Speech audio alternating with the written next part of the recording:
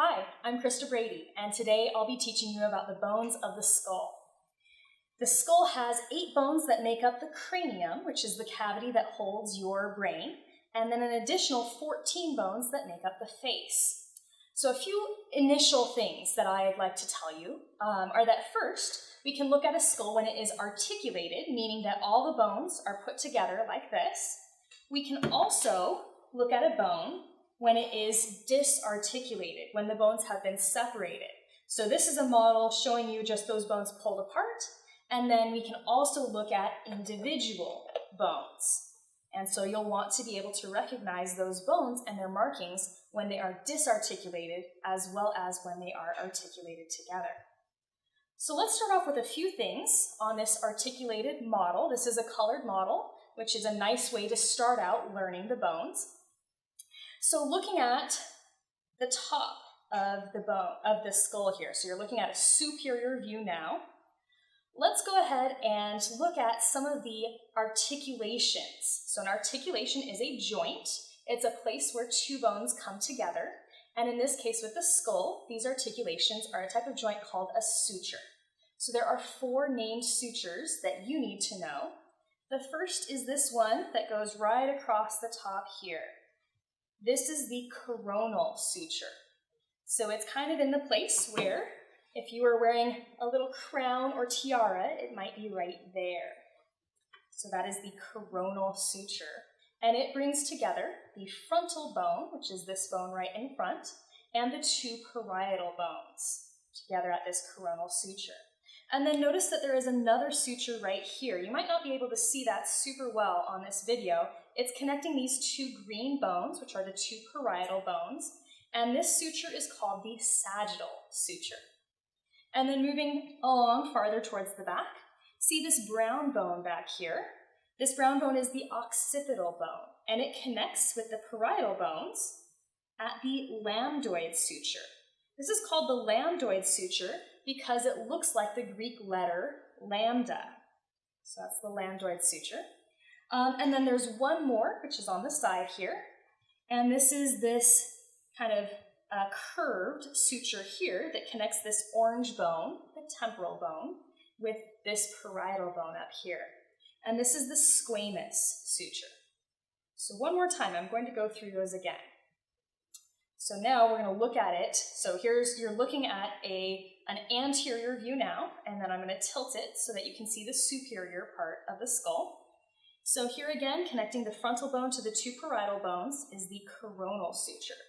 And then connecting the 2 parietal bones together is the sagittal suture, which is, it's going down that sagittal plane that cuts the body into right and left halves. And then going towards the back again, we have that lambdoid suture connecting the occipital and parietal bones. And then on each side, you have a squamous suture connecting the temporal bone with the parietal bone. So there's one on the right side. There is also one on the left side. So the first thing you need to figure out when you're looking at a disarticulated bone is you need to orient yourself in 3 directions. You need to orient yourself in the superior versus inferior plane, anterior versus posterior, and medial, meaning more towards the midline of the body, versus lateral, more towards the outside. So I'm going to give you an example of this using the temporal bone. The first thing you'll notice when you're looking at the temporal bone is there's this big, huge hole right here. That hole is the external acoustic meatus, also called the external auditory canal. And that is, in fact, that big hole in your ear that leads towards your eardrum. And so that has to be on the lateral side. It has to be pointing towards the outside of the skull. Okay, the next thing I'll point out is this big projection, this pointy thing that's coming out of the bone. And this is called the zygomatic process of the temporal bone. And it's moving forward to connect with the zygomatic bone, which is what we would commonly refer to as your cheekbone. So that has to be moving towards the anterior. All right, so now we've got something to orient ourselves laterally versus medially, anteriorly versus posteriorly, and now we need one more thing to help us tell superior from inferior. Okay, so looking at the lateral side of this temporal bone, notice this big rounded projection right there. This is the mastoid process of the temporal bone. And that mastoid process, you can actually feel that on yourself. If you put your hand right behind your ear, then you'll feel a rounded projection there. That is the mastoid process. So that is on the inferior side of this temporal bone. All right, so now I can orient myself with that bone. So it should look like this. If your skull is right here, it would be here on the left side. So this is the left temporal bone. And if I asked you any of the projections or holes or indentations on this bone, these would all be left. So for example, this is the left zygomatic process of the temporal bone. This is the left external acoustic meatus. This is the left mastoid process of the temporal bone, and so forth. While I have the temporal bone, I'm just going to go through the rest of the markings that you need to know on the temporal bone. So we've talked about the zygomatic process of the temporal bone, the external acoustic meatus, and the mastoid process of the temporal bone. And one thing I do want to point out is I gave you two names for that external acoustic meatus. A lot of structures in anatomy have multiple names. So for our purposes, pick the one that you like best and stick with that so that you don't confuse yourself.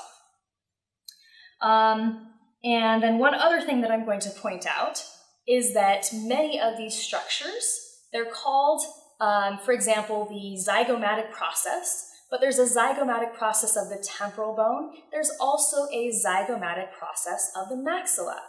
So some of these, you do have to specify which bone they are part of. And so I'll typically remind you to tell me the name of the projection or other marking and the name of the bone with those particular markings. All right, so let's go on and talk about some of the other markings that you see on the temporal bone. I'm going to turn that temporal bone over, so you're looking now at the medial side of the bone, what would be facing towards the inside of your skull.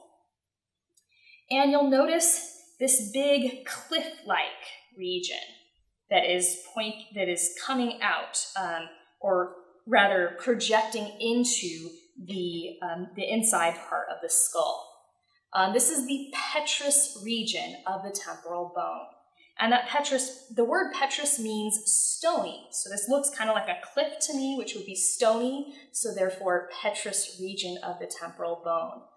You can use little tricks like that to help yourself remember the names of these different bone markings. I'm also going to point out that there is another hole right in here going in, and that is the internal acoustic meatus or internal auditory canal. And that leads towards the inner ear. We also have one other thing that is often broken off on real temporal bones that we are handling like this, disarticulated. And it is broken off on this bone as well. So I'm going to point it out on a model in one moment. But it is this projection that's coming out called the styloid process of the temporal bone. Let me show you that on a model.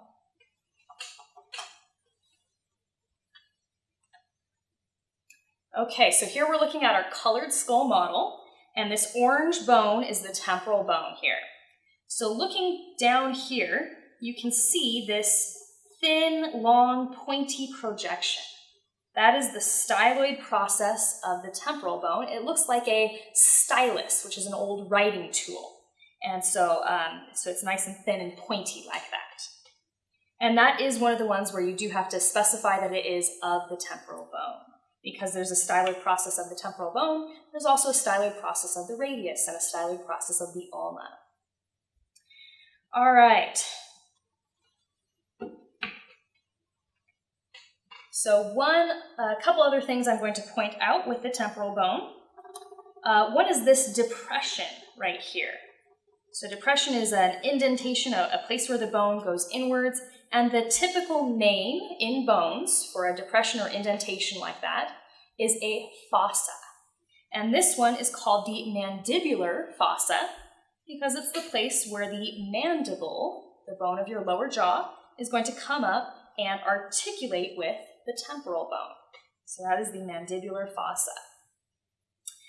And then moving, so here's this, we're looking at a lateral view of the temporal bone. So I'm turning it so that the inferior side is facing towards you now. And there's another hole right in here. This is the carotid canal. The carotid canal is where the internal carotid artery is going to enter the skull. So that's an important one to know. And there is one other marking that you will need to know that has to do with the temporal bone. But that one you cannot see on a disarticulated bone like this. You can only see this in an intact skull. I'm going to show you this again on our colored model.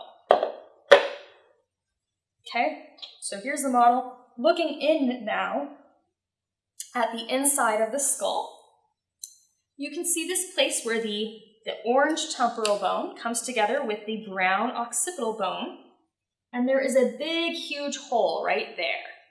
That big, huge hole that you can only see when the temporal and occipital bones are articulated together is the jugular foramen. That is where the internal jugular vein is going to leave the skull, draining venous, yucky blood from your brain. Let's go over the frontal bone next. The frontal bone is the major bone of your forehead. So this big smooth part here will make up that hard part of your forehead. And then notice these rounded areas. These will make up the upper part of the orbital cavity. The orbital cavity is where your eyes live. Okay, so there are two markings that you need to know on the frontal bone. You need to know this little notch right here in that upper margin of the orbital cavity. That little notch is called the supraorbital notch. And you can see that there is one on each side. So this would be the right supraorbital notch. This would be the left supraorbital notch. On some people, that notch is completely closed into a hole. And so the general name for a hole in a bone is a foramen. So it would then be called the supraorbital foramen rather than the supraorbital notch. The other thing that you need to know on the frontal bone is these big spaces in here. These have been opened up. These are the frontal sinuses. And there are two of them, one on the right and one on the left. And these sinuses, these are an example of a paranasal sinus. So it's going to be lined with mucous membrane, and it will help to moisten the air as you breathe through your nose and help to lighten your skull and cause the resonance of your voice. All right, so those are the things we need to know about the frontal bone. This is the parietal bone. There are two parietal bones, a left parietal bone and a right parietal bone, but you don't know enough markings on the parietal bone to tell those apart when they are disarticulated like this, so I will only ask you that in an intact skull. There are no other markings that I'm going to make you remember about the parietal bone. You just need to know its name. Next, I'm going to go over the occipital bone. So this bone is on the posterior and inferior part of your skull, right at the base of your neck. And so it really would be oriented like this in real life if your skull is right here, and here would be the occipital bone at the posterior side. So a few things you'll notice about the occipital bone. One is that big, huge hole right here. That is called the foramen magnum. Magnum means large. Foramen magnum, that is a huge hole right there. Okay, and then I'm going to turn this occipital bone over so you're now looking at the posterior side of it, which is going to be facing the outside of the skull. And you can see this, this ridge right here, this part where the bone comes out. And this is called the external occipital protuberance. A protuberance is something that sticks out, so that's the external occipital protuberance. Okay. Going down farther, you see these two little holes. And my pointer is too big to fit through them, but there's one on each side. And these are the hypoglossal canals, One of the cranial nerves, cranial nerve 12 hypoglossal, goes through that canal. And then finally, you'll notice these knuckle-shaped projections that are on either side of the foramen magnum. These knuckle-shaped projections are the occipital condyles. And that's where the occipital bone is going to articulate with the first cervical vertebra, which is atlas. And those are the markings that you need to know on the occipital bone. Next, let's go over the sphenoid bone. The sphenoid bone is a bone, there's only one of these, it's not paired, and it sits right behind your eyes. And so you have part of the bone that is going to make up the back of the orbital cavity. It would be oriented in your head like this. So I have the anterior side facing towards you right now. And I'm going to teach you some markings that will help you distinguish those different planes that we talked about, anterior versus posterior and so forth. Okay? So first of all, let me go ahead and point out a few of these holes that you see on the sphenoid bone. So you see, I'm going to turn this bone around so that the posterior side is facing you, because it's easier to see these from the posterior side. But you see these holes right up here that are on the superior part of this bone. There's one on either side. These are the optic canals. And so you do have a left optic canal and a right optic canal. And keep in mind that we are looking at a posterior view at this point. Okay? There's also a little depression right in here that looks kind of like a saddle. That is called the sella turcica. And that is going to be a great landmark to help you orient yourself with the sphenoid bone, because the sella turcica is going to be on the superior part of that bone. It is facing superiorly, and it is also more towards the posterior side of the bone. And then you can also see several holes. You can see this large hole right here. This is a large, narrow hole. And a large, narrow hole like this in a bone is typically called a fissure. So in this case, this is the superior orbital fissure. I'm going to point this out on an intact skull model as well. So here's our colored skull. If you're looking into the orbital cavity here, notice that there are a couple of these holes at the back, and you can see one that is more superior, that is higher than the other. That is the superior orbital fissure that I just pointed out. There is another that is more inferior right here. That is the inferior orbital fissure. And that is another of those holes that you can't see just on one bone alone. You have to look at it when it is articulated with multiple bones. Okay, so those are the two orbital fissures, the superior and inferior orbital fissures. Okay, moving back, looking at our disarticulated sphenoid bone again. And again, you are looking at a posterior view here. I've tilted it up a little, so you're looking kind of at the superior part of the bone here so that you can see these other holes. Okay, so there's 1, 2, 3. You only have to know the first two. This round one right here, it's a small, very round hole, is called the foramen rotundum. Rotund is a word that means round, so foramen rotundum is a round hole. And there are two of them, one on either side. So this is the right foramen rotundum, this is the left foramen rotundum, right down there. Okay, and then if I tilt this up a little bit more, you can see this oval hole right here. This is the foramen ovale. So it's foramen and then oval with an E on the end, so that you can remember that that is an oval hole, an oval foramen ovale. And there are, again, two, one on each side, the right foramen ovale and the left foramen ovale. And then there is one other hole, that is the foramen spinosum. That one is not on your lab list, so I will not ask you that one. All right, so moving on, let's talk next about, I'm going to turn this sphenoid bone around again, so you're looking now at the anterior side of the bone. And I'm going to point out these large cavities in here. Okay, so part of the bone has been broken away so that you can see inside. These are the sphenoid sinuses. So those are another example of the large spaces inside bones. A large space inside a bone is often referred to as a sinus. So these are the sphenoid sinuses. Next, let's go over the ethmoid bone.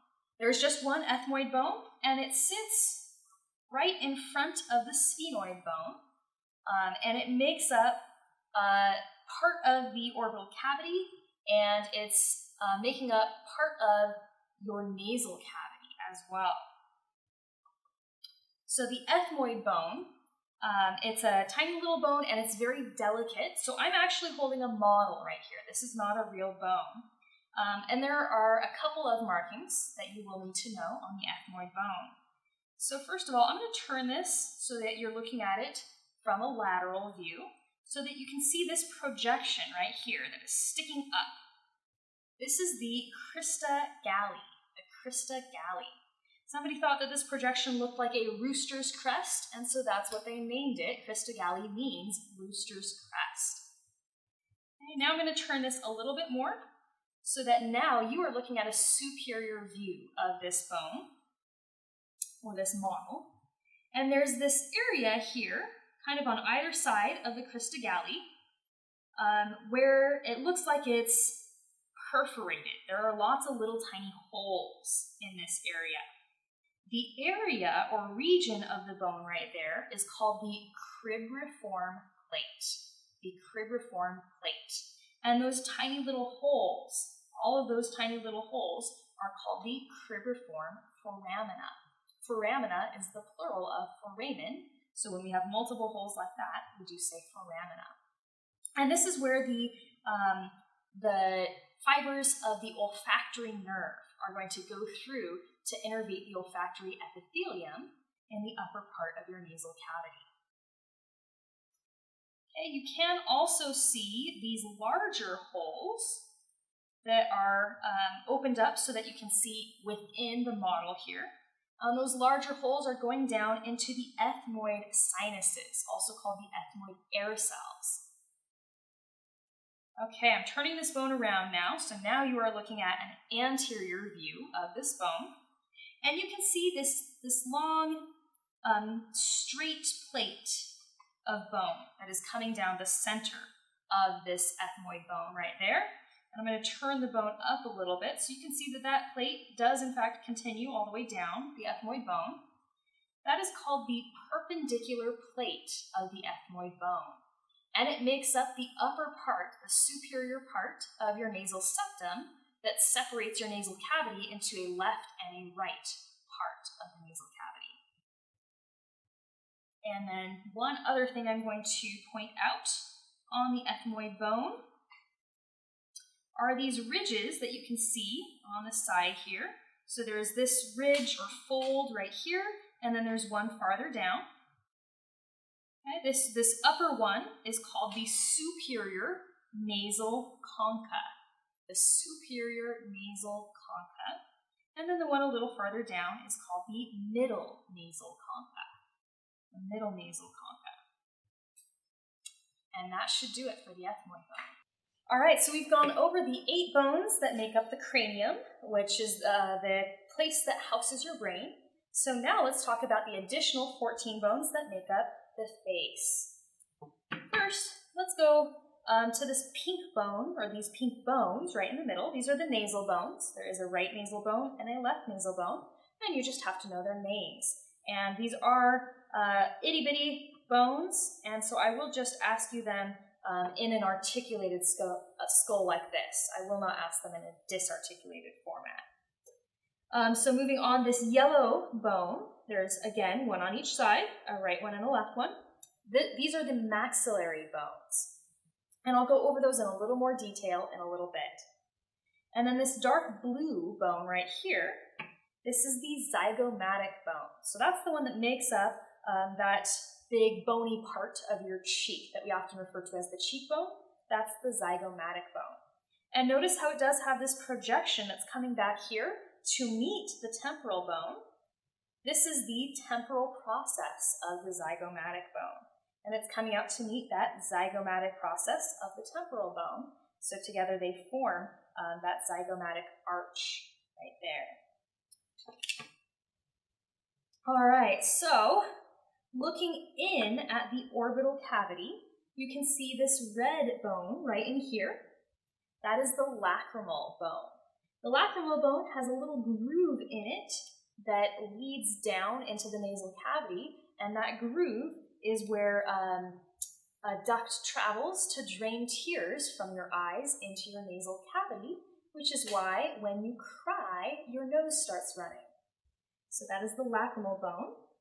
And you can also see parts of the ethmoid bone, which is in white in this model, and the sphenoid bone, which is also in red at the back of the orbital cavity there. All right, so then there are a couple more bones that you can see in this middle region here. On the sides, you can see these gray bones. There is a right and a left one of these. These are the inferior nasal conchae. So singular is inferior nasal concha. So there's the right inferior nasal concha, and there is the left inferior nasal concha. And then down on the inferior part of your nasal cavity is this green bone, which is the vomer. This is a plow-shaped bone, so it's kind of wedge-shaped and angled, and it makes up the inferior part of your nasal septum. Okay, and then this big bone down here that makes up your lower jaw, this is the mandible. There is just the one mandible. So now I'm going to go over the maxilla and the mandible in more detail.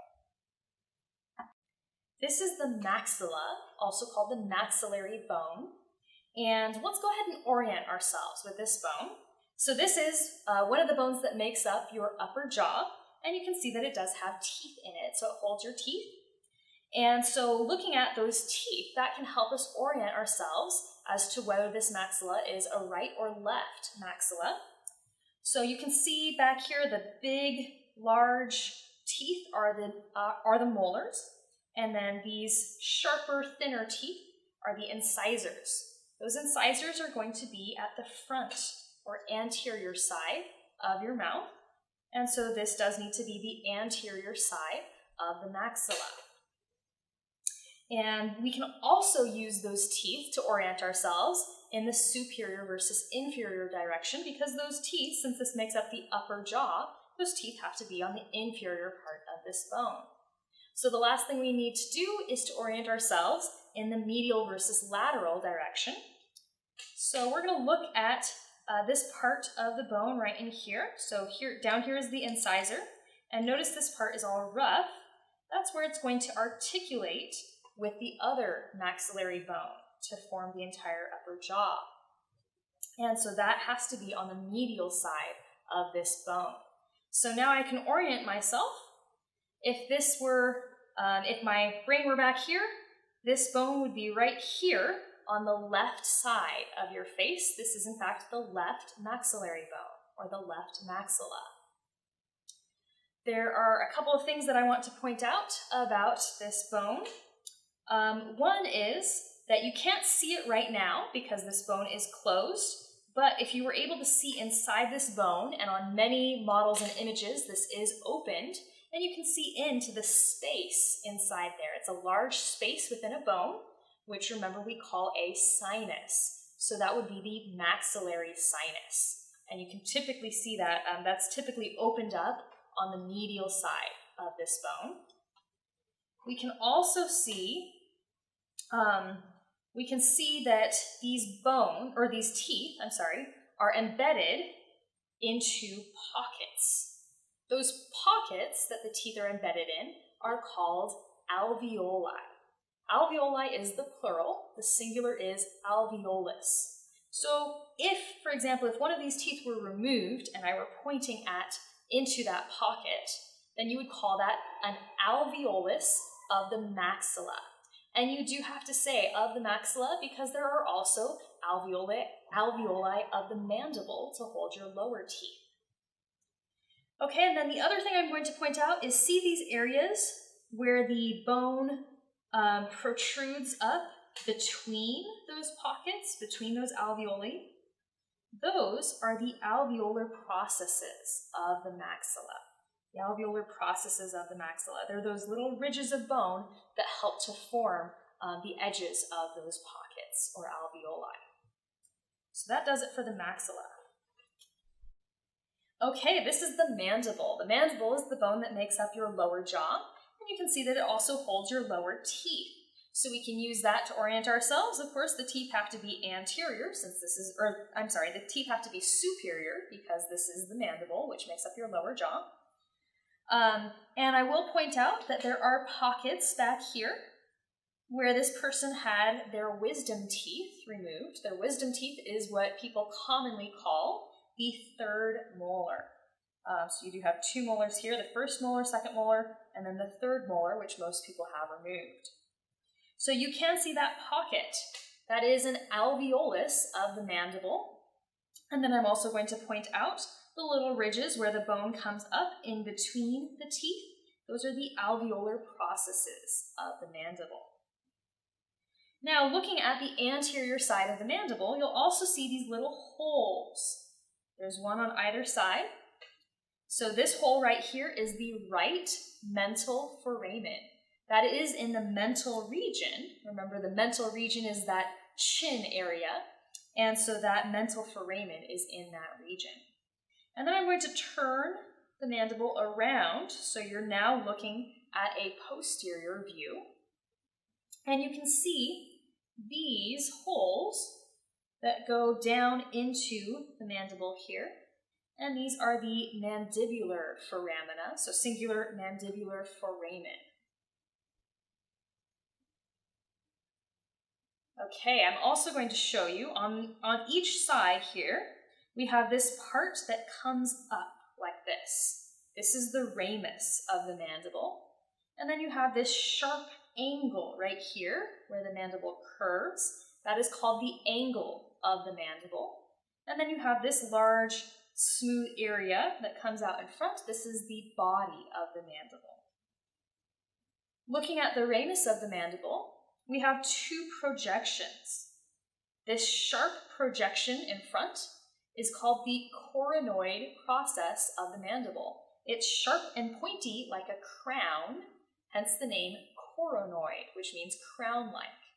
So the coronoid process, and you do have to say of the mandible, because there are coronoid processes of other bones too.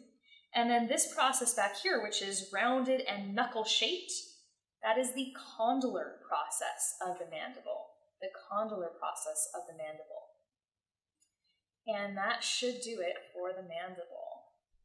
All right, so I walked you through the facial bones on that colored skull model. I'm just going to point them out now on this model, which we call the exploded skull model. It's just showing you these bones if they are disarticulated but still kind of in place so that you can see them. Okay, so up here, of course, we have the frontal bone, which is this large bone of your forehead. And then moving down, we have the two nasal bones that have been separated from each other. And then here we have the ethmoid bone, which is making up a lot of the upper part of the nasal cavity. We do have the maxilla. This is the left maxilla. This is the right maxilla.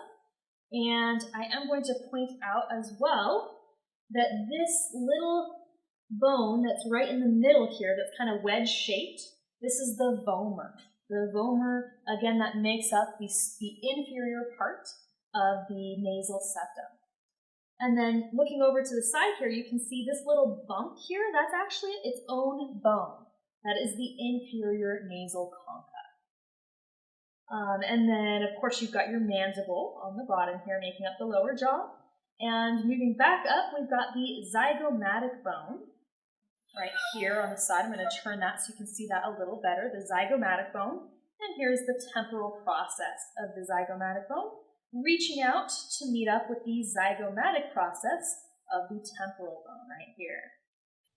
And this little tiny bone right in here, it is still articulated with the maxilla, but this little tiny bone is the lacrimal bone. So in conclusion, today we've talked about the 8 bones that make up the cranium, which is the area that houses your brain, the frontal bone, the 2 parietal bones, the 2 temporal bones, the occipital bone, and inside the sphenoid bone, and the ethmoid bone. And then we've gone over the additional 14 bones of the face. So go ahead and practice these bones now on your own using the Learning Lab PowerPoint that I have provided with the labeled and unlabeled images. And then you can apply this on the lab exercises.